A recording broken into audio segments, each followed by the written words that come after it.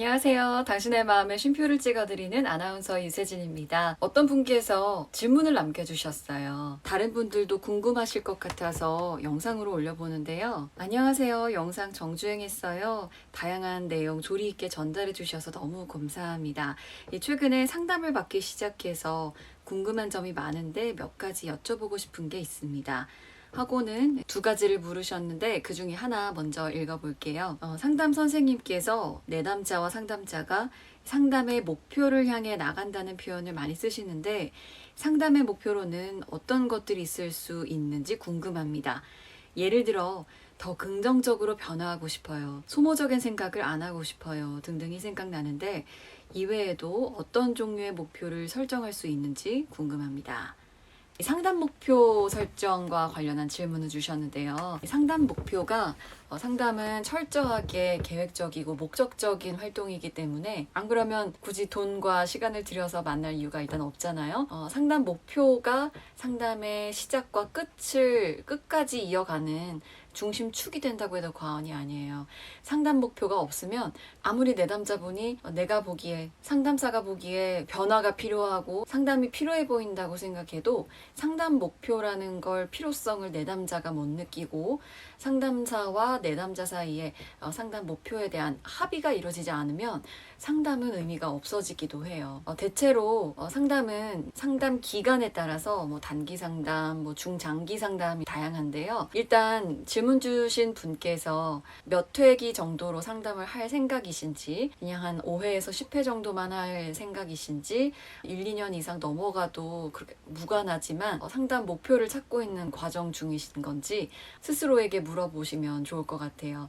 단기 상담 같은 경우는 성격 구조의 변화라든가 가족 간의 이슈, 좀 더 심도 있는 이슈를 다루기보다 당장 예를 들어 학교나 직장에 갔을 때 일어날 수 있는 사소하지만 큰 이슈들을 단회기 내에 해결하는 데 도움을 주는 상담이에요. 일단 상담사와 내가 몇 회기 정도의 상담을 생각하고 있다는 걸 먼저 밝히시는 것도 필요해요. 대체로 상담사가 자신이 가진 이론에 따라서 상담의 세션을 장기 혹은 단기로 가져가는 경우가 좀 나뉘기는 하거든요. 가족 이슈라든가 내가 오랫동안 우울에서 벗어나기 힘들다 등등등등 장기로 실제로 다뤄져야만 현실에서 어려움을 겪는 부분이 해결될 때가 꽤 많거든요. 근데 시간이나 경제적 비용이나 여러 여건을 고려해서 단기 상담을 해야겠다라고 하면 상담사한테 말을 꼭 하셔야 현실적인 상담 목표를 정할 수 있을 겁니다. 또 상담사가 보기에 이분이 단기 상담을 얘기하셨는데 장기로 가져가는 게 필요하다라고 보이면 아마 권유는 할 거예요. 하지만 상담이 꼭 그 상담사와 모든 회기 내에서 다 이루어져야 된다는 건 아니잖아요.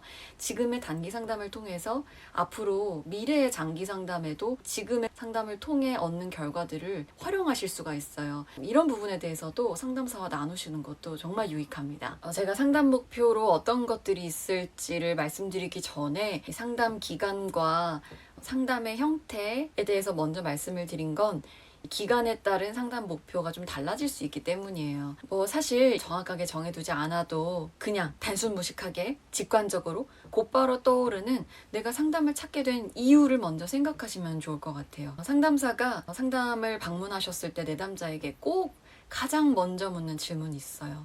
어떻게 오셨어요? 어떤 게 계기가 돼서 오셨나요? 이런 질문인데요. 상담이 저도 예전 영상들에서 나눈 적 있지만 학부 때 전공의 상담학 수업이 있었어요. 10회 상담을 받고 보고서를 쓰는 게 숙제였거든요. 뭘 가지고 상담을 받아야 될지 몰라서 그냥 왔다, 과제하러 왔다 라고 말씀을 드렸던 기억이 나요. 그러니까 상담을 시작하는 게 쉽지 않다는 거거든요.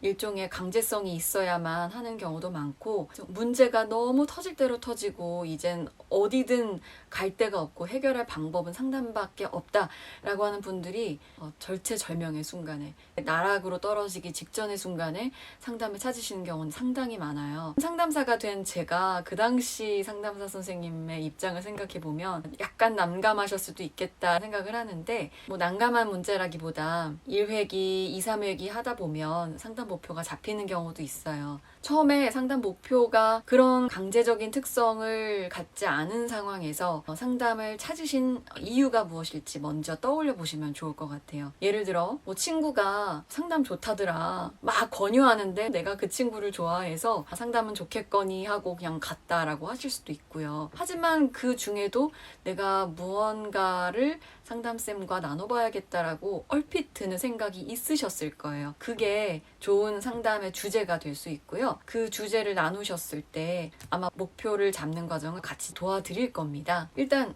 아까 말씀드렸다시피 곧바로 떠오르는 이런 부분 좀 평소에 어려웠다. 이런 부분은 뭐 때문이었을까? 문득 질문이 든다든가 이런 게 좀 나아진다면 삶이 윤택해질 텐데 행복해질 텐데 나의 지난한 고통이 조금은 덜어질 텐데 라고 바라는 부분들을 떠올려 보세요. 잘 안 떠오르신다면 이것저것 떠올랐던 여러 가지를 상담사와 나눠보셔도 좋을 것 같고요. 그럼 알아서 찰떡같이 상담사가 도움이 될 만한 상담 목표로 제안해 드릴 수도 있겠고, 제일 중요한 건 내담자 분이 내가 뭘 다루고 싶은지일 거예요. 그런데 치료적으로 어떤 게 더 내담자에게 도움이 될 거라는 상담사의 전문적인 판단도 있을 거거든요. 그런 부분은 상담사가 제안을 할 수도 있을 것 같습니다. 또 일상에서 어떤 게 불편했는지, 이게 조금은 나아졌으면 좋겠다 떠오르는 부분을 나누셔도 좋습니다. 0점부터 10점까지 지금 그 꺼내신 문제에 대해서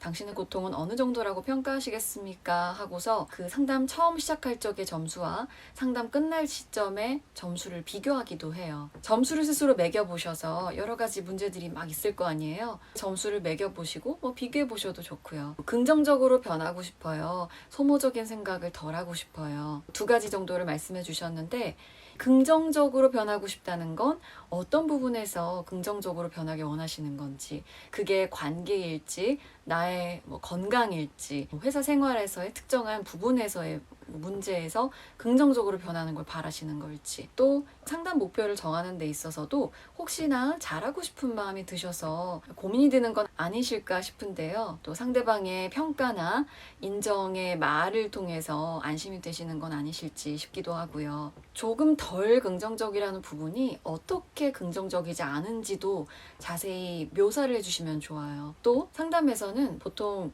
그 긍정적이지 않은 상황에 대해서 과정 일련의 원인과 결과를 파악하는 과정을 거치는데, 그걸 스스로 생각하셔도 상담의 과정을 효율적으로 압축시킬 수도 있겠죠. 예를 들어 내가 긍정적이지 않다, 우울하다. 우울을 보통 가장 많이 호소하시는데, 우울한 경우를 보면 엄마가 나를 위아래로 훑는 눈빛을 보내면서 쯧쯧쯧 거릴 때 그 순간 곧바로 위축이 된다. 위축이 되면서 심장이 갑갑해지고 내 방으로 들어간다. 방문을 잠근다. 방문을 잠그면서 생각이 많아진다. 어떤 생각이 드느냐? 나는 왜 이것밖에 안 되지? 분명 어제 운동 열심히 했는데 여전히 내 얼굴은 통통한가 봐. 마음에 안 들어. 내가 너무 싫어. 아무것도 안 하게 되고 폭식하게 되고 사람들과 안 만나게 되더라. 학교 수업에 출석도 안 하게 되고 계속 반복이 되니까 방에만 꼭 박혀 사는 우울한 사람이 됐다. 그때 나의 감정은 너무너무 슬프고 속상하고 화가 나기도 하고 등등등등. 구체화를 해보시면 훨씬 상담의 속도가 빨라질 수 있어요. 좀 다른 말로 표현한다면 긍정적으로 변화하고 싶게 만드는 현재 그 내담자분의 상황을 최대한 떠올려 보시고 구체적으로 얘기 나누시면 좋을 것 같아요. 소모적인 생각을 안 하고 싶어요도 마찬가지예요. 어떤 걸 소모적인 생각이라고 생각하시는지. 소모적이다. 계속 말을 안 내뱉고 생각만 하는 게 소모적인 걸까? 어차피 행동을 옮기지도 않는데 생각이 꼬리에 꼬리를 물면서 연쇄되는 걸 나는 소모적이라고 생각하는가? 아니면 상대방에게 계속 해결책을 주려고 하는 그 생각을 나는 소모적인 거라고 생각하는가? 이 소모적이라는 것도 사람마다 정의가 다르기 때문에 한번 정리해 보시면 좋겠네요. 예전에 제가 올렸던 영상 중에 상담으로 받을 만한 주제가 뭐가 있을까요? 이런 영상을 올렸던 기억이 나요. 이 상담 목표가 어느 정도 달성이 되면 상담 종결과 관련된 내용이기도 한데, 상담사가 슬슬 누구씨 지금 우리가 이 목표에 대해서 어느 정도 이룬 것 같아요.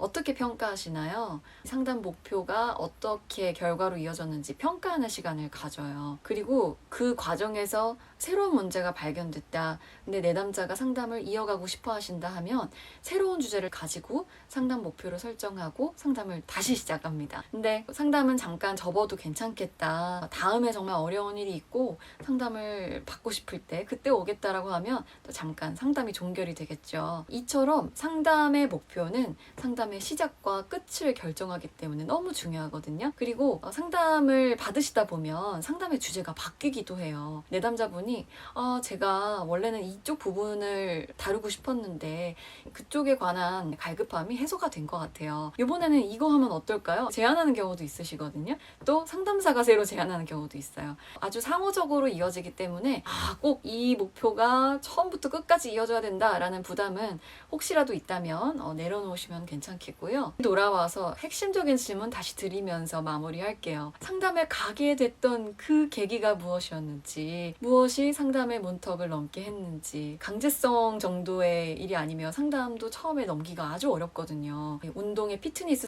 PT 받으실 때 그 돈을 들여가면서 이게 저렴하지가 않잖아요. 상담도 마찬가지예요.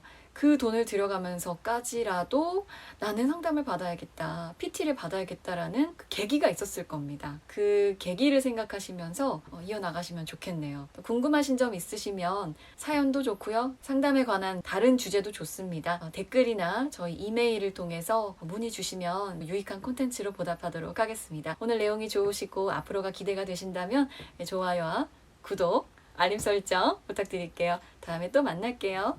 안녕.